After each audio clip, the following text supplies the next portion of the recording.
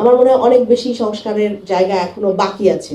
তো সেই জায়গা থেকে যদি আমরা এসওপিটা ডিফাইন করতে পারি, স্ট্যান্ডার্ড অপারেটিং প্রসেসটা কি হবে, তাহলে মানুষ জানবে বা বাহিনীগুলো জানবে তাদের এখতিয়ার কতটুকু, কতটুকুর মধ্যে তারা আসলে ফাংশনাল থাকবে, কতটুকুর বাইরে গেলে মানুষের অধিকার খনন করা হবে এবং এই চরম মানবাধিকার লঙ্ঘনের রাস্তায় তারা যেতে পারবে না। সেই জায়গা থেকে অনেক জায়গায় আমাদেরকে কাজ করতে হবে ইনশাল্লাহ। এখন নীতি নির্ধারণের পর্যায়ে আছি। আমাদের পক্ষ থেকেও উদ্যোগ থাকবে যে বাংলাদেশের জন্য সংসদে যেন একটা কমিটি আমরা ইনশাল্লাহ গঠন করতে পারি মানবাধিকার বিষয়ে। তো সেই জায়গায় আমরা কাজ করে যাচ্ছি।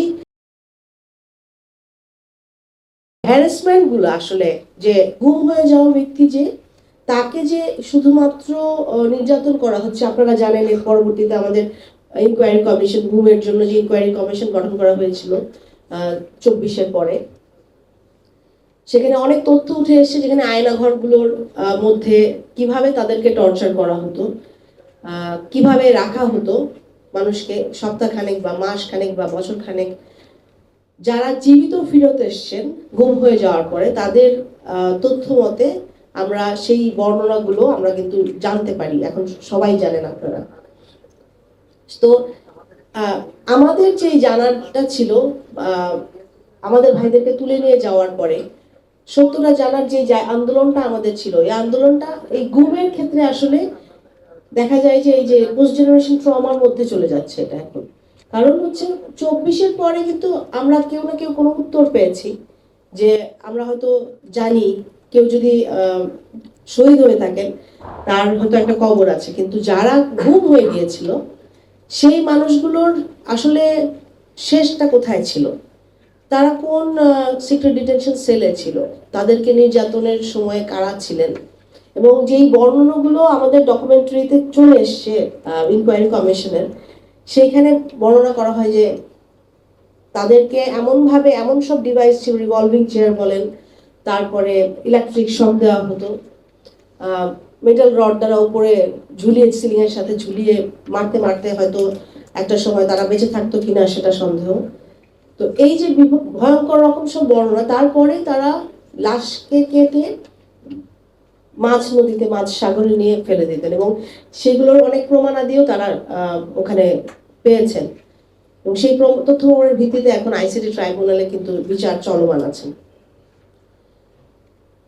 গুম এমন একটা মানে চরম মানবাধিকার লঙ্ঘন, সেটাতে যে একজন ব্যক্তিকে তুলে নিয়ে যে শুধুমাত্র তাকেই যে টর্চার করা হয়েছে, তার সাথে যে এই লঙ্ঘনটা হয়েছে সেটা না, সেটা আসলে ধ্বংস করে দেয় পুরো পরিবারকে, তার স্ত্রী, তার মা, ভাই বোন, সন্তানরা। এই যে হাজারো পরিবার সারা বাংলাদেশে, জাতির একটা অনেক বড় একটা অংশ, তারা কিন্তু এই পোস্ট জেনারেশন ট্রমার মধ্যে আছে। এবং এখনো পর্যন্ত আমাদের জন্য, কারণ এই বিচার কাজগুলো খুব বেশি সহজ না যখন রাষ্ট্রীয় বাহিনী দ্বারা হয়, কারণ তাদের সবচেয়ে বড় এটাই ছিল যে এভিডেন্সগুলো নষ্ট করা। উদ্দেশ্যটা ছিল রাষ্ট্রীয় বাহিনী যখন এইরকম চরম মানবাধিকার লঙ্ঘন করে, যেন এভিডেন্সগুলো না থাকে, লাশ খুঁজে না পাওয়া যায় বা তাদের তথ্য প্রমাণে না। আয়নাঘরগুলো যখন তারা এক্সপ্লোর করে তখন আমরা কিন্তু সেগুলো দেখেছি যেগুলো ভাঙা ছিল, সেইখানে দেয়ালে প্লাস্টার করা ছিল, কয়েক জায়গা দেয়াল দিয়ে বন্ধ করে দেওয়া ছিল, কারণ দেয়ালের মধ্যে অনেক অনেক নাম লিখে দিয়েছিলেন, অনেক এভিডেন্স ছিল, এখানে অনেক কিছু নষ্ট করা হয়েছে। তো আমাদের আন্দোলনটা কিন্তু এখনো চলমান। আপনারা যদি বলেন যে বাংলাদেশ আমরা পরিবর্তিত জায়গায় এসেছি, আমরা নতুনভাবে বাংলাদেশ গড়ার জন্য কাজ করে যাচ্ছি, কিন্তু এই যে গুমের ক্ষেত্রে আর বিচারবহির্ভূত হত্যার ক্ষেত্রে সত্যগুলো সামনে আনার জন্য আমাদেরকে এখনো সেইভাবেই কাজ করে যেতে হচ্ছে, যেটা কিন্তু আমরা বিগত সময় করেছিলাম। হিউম্যান রাইটস সাপোর্ট সোসাইটিকে আমি আন্তরিকভাবে ধন্যবাদ জানাই। যেই সময়টার কথা আপনাদেরকে বলছি, সেই সময় কিন্তু সামনে এসে কাজ করার মতো সাহসিকতা সবগুলো মানুষ বা অর্গানাইজেশনের ছিল না। হিউম্যান রাইটস সাপোর্ট সোসাইটি যারা আছেন, অ্যাক্টিভিস্ট, ডিফেন্ডার্স, এখানে সবাই কিন্তু সেই সময়টাতে হলেও লুকিয়ে ভিন্নভাবে তাদের যে কোনো মেকানিজমের কাজ তুলে এনেছেন, হয়তো স্বল্প পরিসরে হোক তুলে আনা হয়েছে। এই জন্য আন্তরিকভাবে ধন্যবাদ জানাই, আমরা কৃতজ্ঞতা জানাই তাদেরকে। অবশ্যই আজকে আপনাদেরকে সামনে দেখে যে আমাদের 200 human rights defenders human rights support সোসাইটির। আশা করব যে বাংলাদেশের জন্য, বাংলাদেশের মানুষের অধিকার রক্ষার জন্য আপনারা এক একজন সেভাবে কাজ করবেন যেভাবে এক একটা অর্গানাইজেশন কাজ করে ইনশাল্লাহ।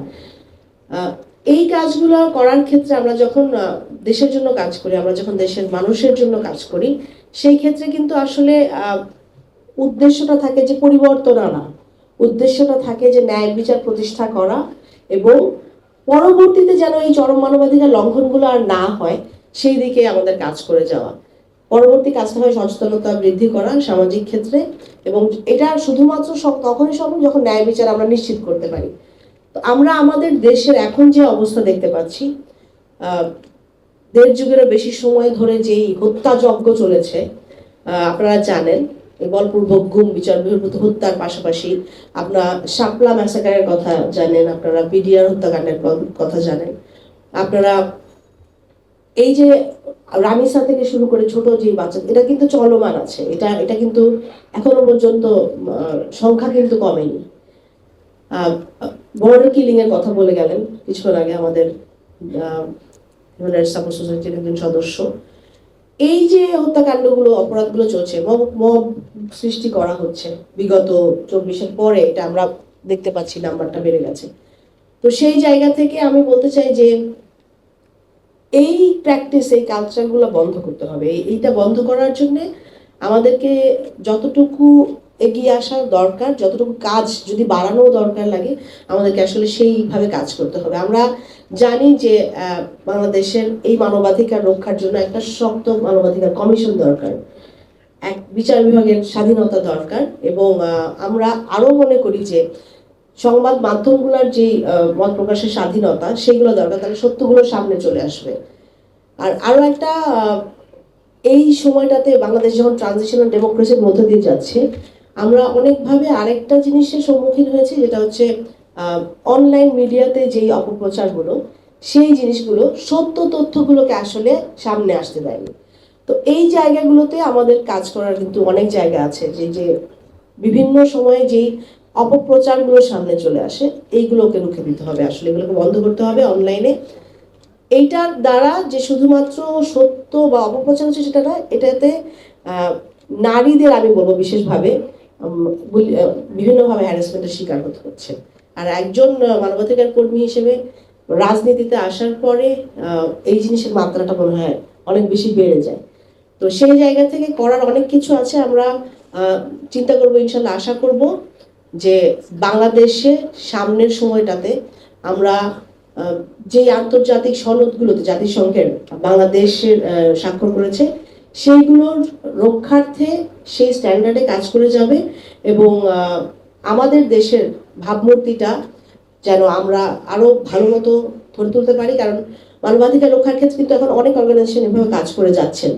তো স্বাধীনভাবে কাজ করা, আর হচ্ছে সামনে সময়টাতে একটা শক্ত মানবাধিকার কমিশন হোক বাংলাদেশে, এবং বিচার বিভাগ, যার দিকে সারা দেশ তাকিয়ে আছে। এই যে বিচার ভীষণ বড় রকমের হত্যাযজ্ঞ চলেছে জুলাই পর্যন্ত, এই অভ্যুত্থান পর্যন্ত, আমাদের বিগত সময় থেকে সকল হত্যার বিচার, সকল চরম মানবাধিকার লঙ্ঘনগুলোর বিচার হোক, আমরা সেই লক্ষ্যে কাজ করে যাব।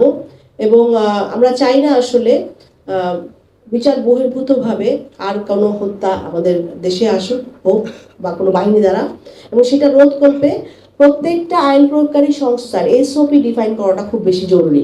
তারা যেন এই ডিফাইন্ড এসওপিটার মধ্যে থাকে, এবং সংস্কার, আমি জানি না বিগত সময়ের সংস্কারের মধ্যে কতটুকু পড়েছিল বা কতটুকু সম্ভব হয়েছে, কিন্তু আমার মনে হয় অনেক বেশি সংস্কারের জায়গা এখনো বাকি আছে। তো সেই জায়গা থেকে যদি আমরা এই এসওপিটা ডিফাইন করতে পারি, স্ট্যান্ডার্ড অপারেটিং প্রসেসটা কি হবে, তাহলে মানুষ জানবে বা বাহিনীগুলো জানবে তাদের এখতিয়ার কতটুকুর মধ্যে তারা আসলে ফাংশনাল থাকবে, কতটুকুর বাইরে গেলে মানুষের অধিকার খনন করা হবে, এবং এই চরম মানবাধিকার লঙ্ঘনের রাস্তায় তারা যেতে পারবে না। সেই জায়গা থেকে অনেক জায়গায় আমাদেরকে কাজ করতে হবে ইনশাল্লাহ। এখন নীতি নির্ধারণের পর্যায়ে আছি, আমাদের পক্ষ থেকেও উদ্যোগ থাকবে যে বাংলাদেশের জন্য সংসদে যেন একটা কমিটি আমরা ইনশাল্লাহ গঠন করতে পারি মানবাধিকার বিষয়ে। তো সেই জায়গায় আমরা কাজ করে যাচ্ছি, এবং সবার সাথে একসাথে নিয়ে যেই বাংলাদেশটার স্বপ্ন দেখছি ইনশাল্লাহ সেই লক্ষ্যে কাজ করে যাব। HRSS কে অনেক অনেক ধন্যবাদ, অনেক শুভকামনা। আর এখন 200 জন আছে, হয়তো সামনে আমরা 2000 ডিফেন্ডার্স দেখবো সারা বাংলাদেশে, এটা আশা করি। অনেক অনেক ধন্যবাদ।